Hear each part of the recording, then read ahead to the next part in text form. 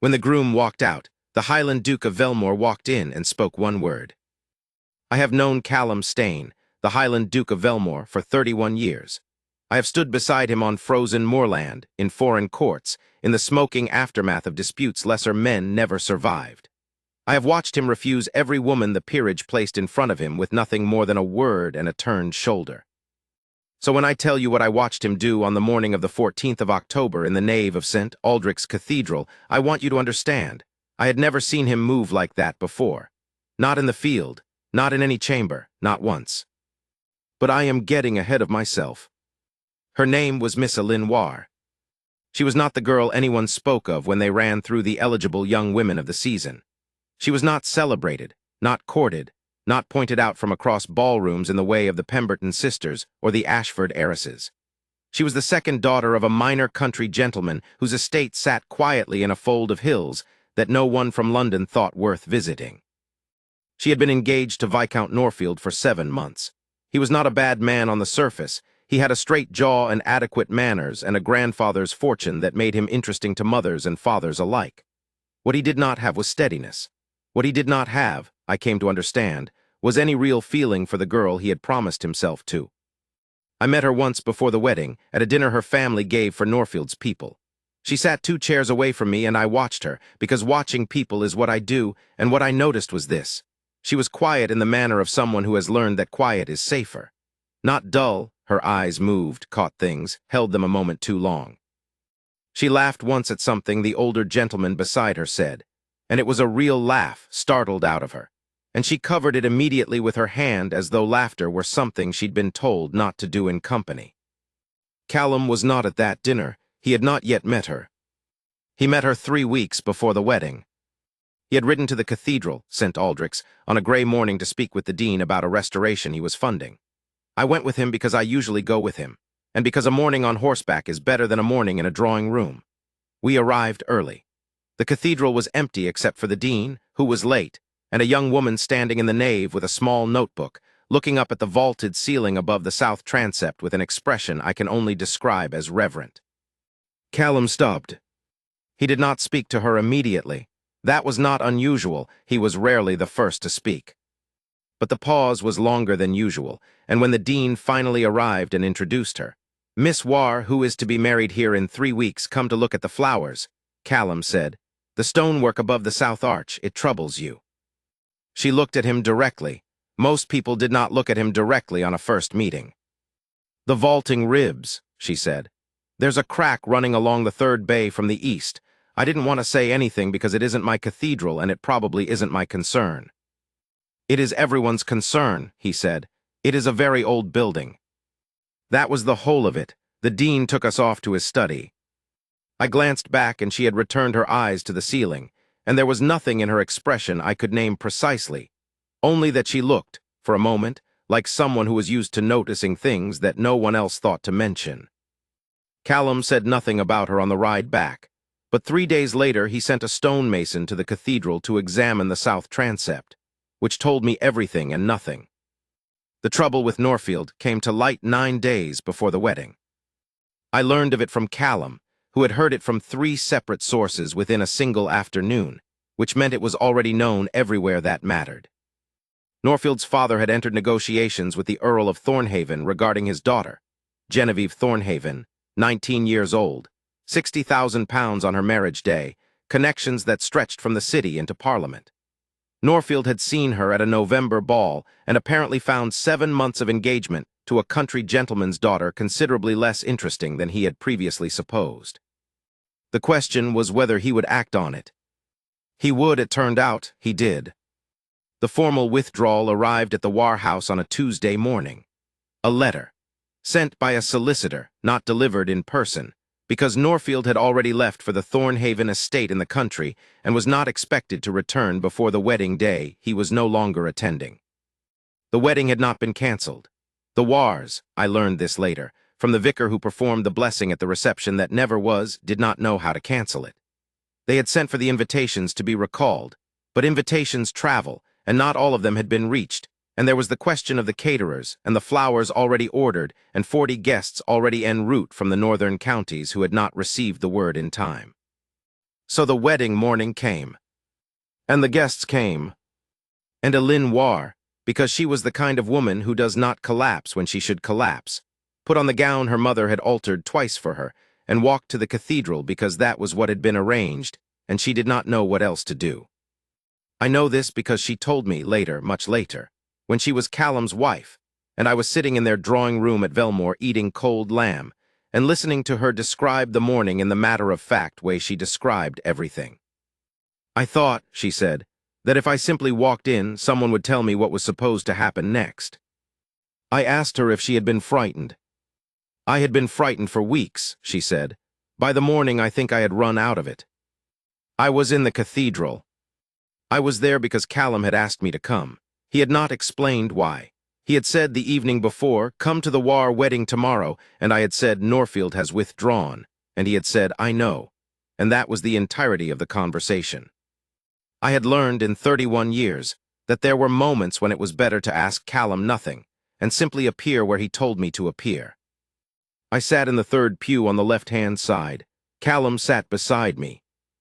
The guests murmured among themselves with the particular sound of an assembly that knows something is wrong and is deciding collectively whether to acknowledge it.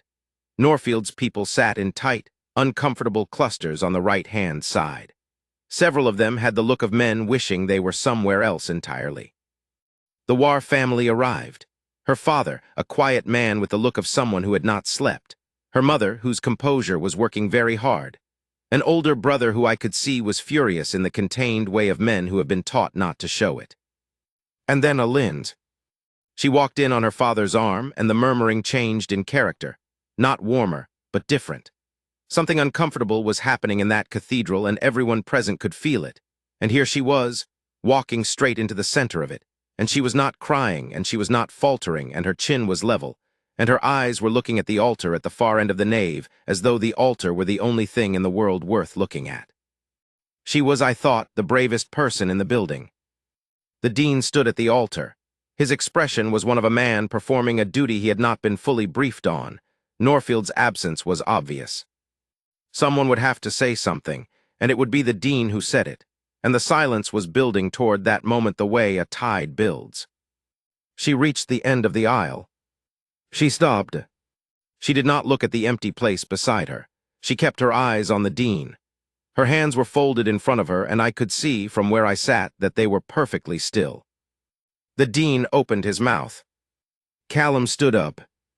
It was not a loud movement. He did not knock the pew or make a sound. He simply rose, and the cathedral was so silent by then that the shift of his coat as he stepped into the aisle was audible. 3 rows of guests turned to look. Then 10 rows. Then everyone. He walked forward. He was not a small man, Callum Stane.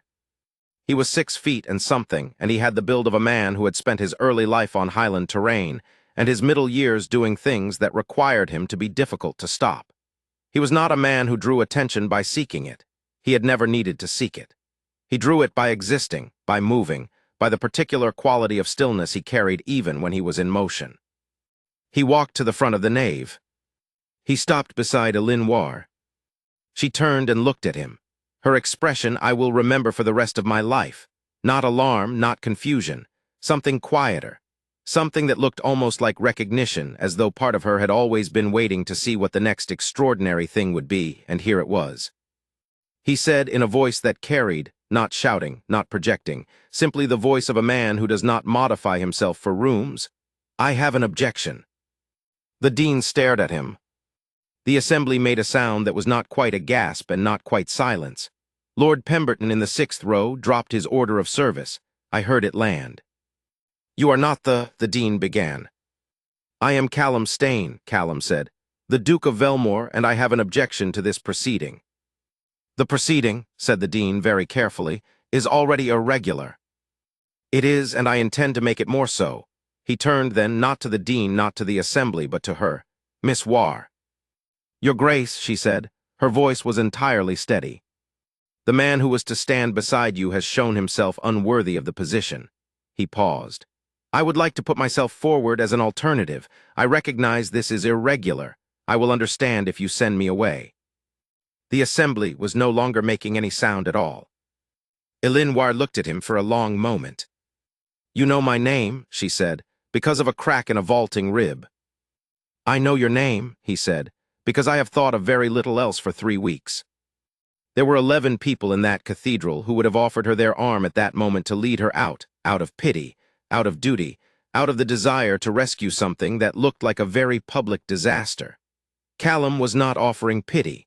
He was not offering rescue in the sense of charity. He was offering himself with the blunt and somewhat alarming directness of a man who had decided something and saw no reason to obscure it. She studied his face. I knew what she was looking for. I had studied his face myself over 31 years trying to find the performance in it. There was none. There had never been any. You would marry me, she said, today. I would marry you today. I recognize there are legal and logistical difficulties and that you are under no obligation to agree to any of this. You have known me for approximately 40 minutes across a single encounter. I have known enough. That, she said slowly, is either the most reckless thing I have ever heard or, she stopped. She looked at him the way she had looked at the vaulting rib, cataloging, measuring, taking it in. Or, he said. Or you are not a reckless man, she said. I am not a reckless man. Another silence. The dean had stopped moving entirely. Norfield's solicitor, I noticed, had sunk several inches into his pew. Then I would like to speak with my father, Elin said. Of course. She walked to her father's pew, and the assembly, which had been holding its collective breath, exhaled in a ripple. Her father stood. She leaned up and said something very close to his ear. He listened. He looked past her at Callum. Callum met his gaze and did not look away. Her father sat down slowly. She walked back. He says the vow registers are already in order, she said, and that the dean is standing right here. He is, Callum agreed. He says it would be a considerable waste of the caterer's efforts to send everyone home now. It would. She looked at him one more time. Long and level, the way she'd looked at the ceiling that morning 3 weeks ago, like something worth understanding, worth committing to memory. I would like to know one thing, she said. Ask it. The stonemason, you sent him. I did. Because of the crack. Because you noticed it, he said.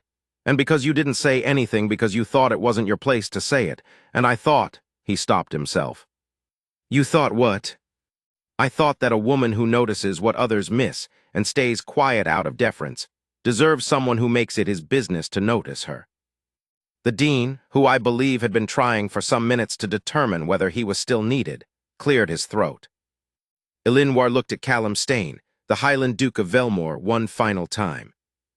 Well then, she said, and she gave him her hand. They were married, technically, on that day. The legal formalities took somewhat longer. Special license, additional witnesses, a great deal of correspondence involving both families and 2 solicitors, and eventually the bishop. But what happened in St. Aldrich's that morning was the real thing. Everyone present knew it. Several of the women cried, including, I was told later, 2 of Norfield's cousins who had come entirely prepared to witness a different sort of event. Norfield himself was not present, which was fortunate. Norfield's father received a very brief, very direct letter from Callum the following week. I was not shown its full contents, but I saw the opening line, which read, I am writing to ensure you are aware of the nature of the attachment your son so carelessly abandoned. The rest, apparently, covered certain business matters in which the Stain interests and the Norfield interests overlapped, and after which they overlapped considerably less. I am not a vindictive man, but I did not object to that letter. The estate at Velmoor is high country, not soft country, not the rolling green of the south, but something more austere and more commanding, the kind of landscape that asks something of you just by being looked at. I had visited it every year for 2 decades. I knew its silences, its particular quality of winter light, the way sound traveled differently across its stone floors. I went for Christmas that first year, and what I found was this. Elin Stain now, was not overwhelmed by it. She was not lost in it or intimidated by it. She was mapping it, the way she mapped everything, with her quiet attentiveness and her notebook that she still carried, and the specific quality of her focus that made whatever she looked at feel, briefly, like the most important thing in the room. She had found a second crack in the east wing's external stonework within 3 weeks of arriving, and had engaged a mason before Callum had known she'd identified it. "She beat me to it," he told me, and the way he said it, with a warmth that I had not heard in his voice in the 30 years before, told me everything I needed to know about the state of things between them. She found us in the library that evening, where we had retreated after dinner with Callum's aged hound between us and a fire that had been burning since noon. She brought a lamp and a book and sat in the chair across from her husband and read, and he watched her for a moment in the way I had seen him watch, with that same arrested quality I had first seen in the nave of St. Aldrich's, and then opened his own book and they read in silence together. I pretended to be very interested in my own book. After a while she said, without looking up, "Mr. Ashby, you have not turned a page in 20 minutes. "I'm a slow reader," I said. "You are watching us," she said. "I am," I admitted. She looked up then, and there was the laugh again, the real one, the startled one, not covered this time, not pulled back. It came out whole and easy, and Callum looked up from his book at the sound of it, and the expression on his face was not something I will describe here, because some things belong only to the people they happen to. I set my book down. "He's a good man," I told her. "I've known him 31 years, and I've been trying to say that to someone who would make use of the information." "I know," she said, not reassured by me knowing, already knew. She went back to her book. He went back to his book. The fire settled. I thought of the cathedral, the silence before he stood, the stillness of her hands, the word he had spoken that had landed in the nave like something thrown into still water, rippling out and out. And I thought that there are moments a man is present for that do not belong to him and yet stay with him all his life. This was one of mine. The morning in St. Aldrich's, the word he said. "I have an objection." 3 words strictly speaking, but I have always thought of it as one. The one word being her.